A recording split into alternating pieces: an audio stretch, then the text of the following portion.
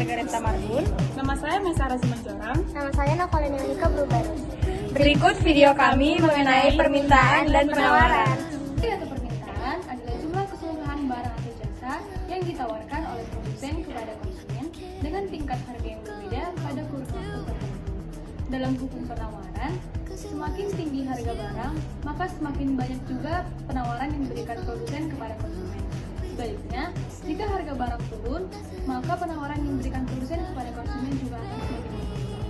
Hal ini disebabkan jika semakin tinggi harga barang, maka keuntungan yang diperoleh produsen terhadap barang tersebut akan semakin tinggi.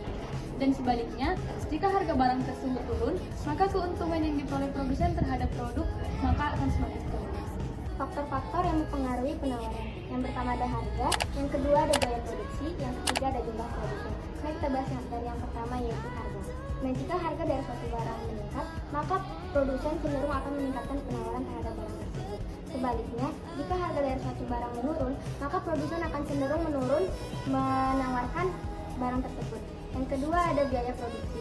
Nah, jika biaya dari produksi suatu barang meningkat, maka produsen akan cenderung juga meningkatkan harga dari suatu barang. Yang ketiga ada jumlah produsen. Nah, jika di pasar jumlah produsen meningkat, maka jumlah suatu barang yang ditawarkan oleh produsen juga semakin meningkat. Demand atau permintaan. Keinginan untuk mendapatkan sejumlah barang dan jasa pada tingkat harga dan waktu tertentu disebut dengan permintaan atau demand. Dalam hukum permintaan dikatakan bahwa jika harga suatu barang naik, maka permintaan akan barang tersebut akan berkurang. Sebaliknya, jika harga suatu barang turun, maka permintaan akan barang tersebut akan bertambah. Faktor-faktor yang mempengaruhi permintaan. Yang pertama ada harga barang itu sendiri, yang kedua ada selera konsumen, yang ketiga ada harga barang lain. Nah, kita bahas yang pertama yaitu harga barang itu sendiri.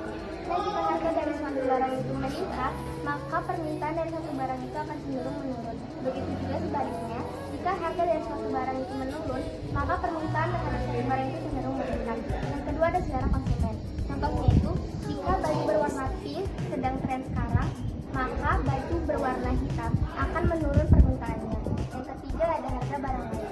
Jika suatu beras mengalami peningkatan harga, maka konsumen akan menggunakan alternatif lain dengan mengganti beras menjadi kentang dengan harga yang cenderung lebih rendah. Contoh kegiatan permintaan. Ketika harga tomat di pasar mencapai 15.000, maka permintaan konsumen terhadap tomat akan menurun. Tetapi jika harga tomat di pasaran mencapai 6.000, maka permintaan konsumen terhadap tomat akan semakin meningkat, sehingga harga juga mempengaruhi terhadap permintaan konsumen. Contoh dari penawaran atau supply. Ketika pemasok mangga menawarkan mangga dengan harga 50.000 per kilo, maka ketersediaan mangga tersebut adalah 100 kilo. Selanjutnya, ketika pemasok mangga tersebut menawarkan harga mangga dengan 30.000 per kilo, maka ketersediaan mangga tersebut akan berkurang menjadi 50 kilo. Sekian dan terima kasih. Bye-bye.